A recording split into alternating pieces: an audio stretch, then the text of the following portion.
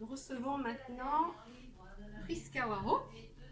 Bonjour Prisca. Bonjour, merci de m'avoir invité aussi. Je vous présente un petit peu ce que je fais. En fait, je suis artiste couturière et aussi artiste peintre.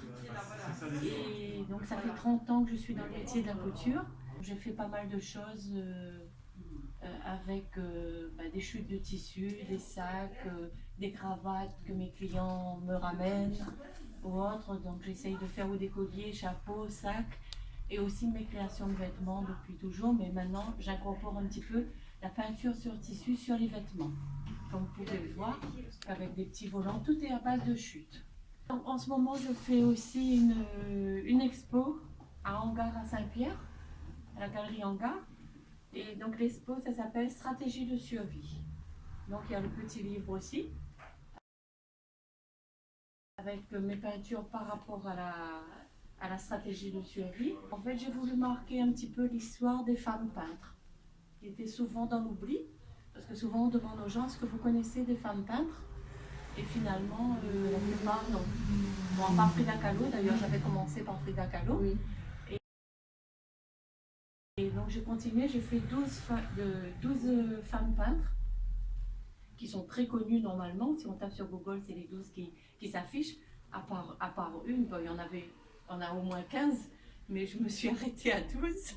Et donc stratégie de survie, ben, justement parce que toutes ces femmes-là, elles ont été ou dans l'ombre, ou elles ont vécu des traumatismes finalement. Et qu'elles ont essayé de se battre pour mettre la création, la peinture et tout en valeur.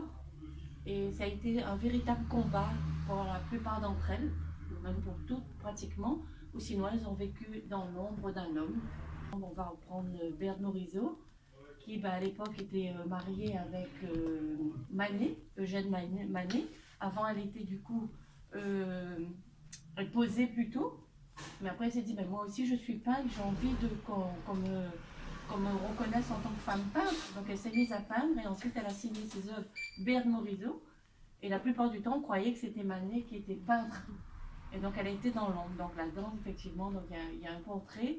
Et puis, l'histoire de Berthe Morisot, par exemple. Voilà. D'accord. Je peux juste vous montrer un petit Oui, peu. oui. Donc, ça, c'est mes peintures qui ont été commentées. En fait, j'ai eu la chance de rencontrer une écrivaine de l'histoire, Colette Pugnat. Et donc, qui a bien voulu écrire et commenter mes tableaux. Donc, d'où le petit livret. Donc maintenant qu'on part sur ces 12 femmes peintres, là, et il y en a une de la Réunion, Oui. donc qui s'appelle Adèle Ferrand. Enfin, elle n'est pas de la Réunion, elle s'est mariée avec le Kervéguen, elle est décédée dans le bâtiment de Saint-Pierre au Kervéguen. Et donc j'ai voulu mettre un petit peu en valeur, j'ai pris celle-là parce que puis elle a beaucoup peint aussi sur des paysages, sur l'enfance de la Réunion. Et Léon Dierx, on a la chance d'avoir quelques portraits plus quelques dessins, et bon, c'est déjà pas mal. Donc si on visite le musée de Léon Dierx, on peut trouver Adèle Ferrand. Oui. Tant qu'on donne à voir aux personnes qui sont là, jeunes ou moins jeunes d'ailleurs, des parcours réunionnais aussi, de femmes bien sûr, mais aussi de femmes réunionnaises. Donc ce que tu dis à propos d'Adèle Ferrand, ou toi par exemple, ce que tu fais, c'est important de Donc mettre en voilà, valeur. il y a une petite page là-dedans que c'est moi qui parle, donc qui raconte un petit peu. Effectivement, à travers tout ça, moi je pense aussi, je dis peut-être que je suis la 13e de ces femmes peintres. Et donc j'ai voulu mettre en valeur tout ce côté d'ombre de ces. Là, ça peut être aussi peintre, mais dans tous les autres côtés de milieu artistique en général. On n'est pas on n'est pas mis en valeur et c'est beaucoup plus, et conclusion, c'est beaucoup plus difficile pour les femmes aujourd'hui. Que ce soit la peinture, la création en général ou autre, je pense que c'est encore un véritable combat. Donc à travers cette expo et à travers ce petit livret-là, j'ai voulu mettre en valeur ce côté femme, artiste ou création et tout ça, donc à découvrir à la Galerie Hangar. Et dans cette expo aussi, si vous avez l'occasion d'aller voir, ça dure 2 mois d'ailleurs, jusqu'au 23 décembre. Il y a aussi tout un travail pour accompagner toutes les femmes peintres. J'ai travaillé sur des objets de récupération, que ce soit des chaises ou des Caraïles. des caraïles. Donc toute femme a un objet de récupération que j'ai retravaillé ou avec leur peinture, Génial. une reproduction ou leur portrait.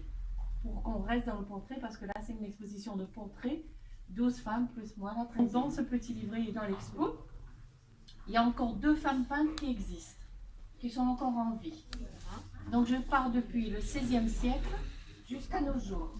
J'ai commencé le XVIe siècle par rapport à Artemisia Gentileschi. Elle se bat sans arrêt. Et donc là, elle expose à Londres, en France aussi. Elle a quitté l'Amérique parce qu'il y a puis il y en a une aussi qui est toujours en vie. Yayoi Kusama. C'est une japonaise en fait. Et elle a 93 ans. En fait, c'est la peintre la plus chère du monde en ce moment. Parce que ses œuvres, il y a des temps et tout que c'est intéressé à elle. Petit livret aussi, vous allez voir une de mes créations. Donc voilà. C'est la robe des 12 C'est la cendrillons. robe des 12 cendrillons. C'est-à-dire que j'ai fait la robe. Ensuite, j'ai fait une peinture ou un portrait peint à la main, lavable, des 12 femmes peintres. Donc vous avez Frida Kahlo, Yayoi Kusama, Niki de Saint-Phal. Ben voilà, les 12 femmes peintres. Voilà.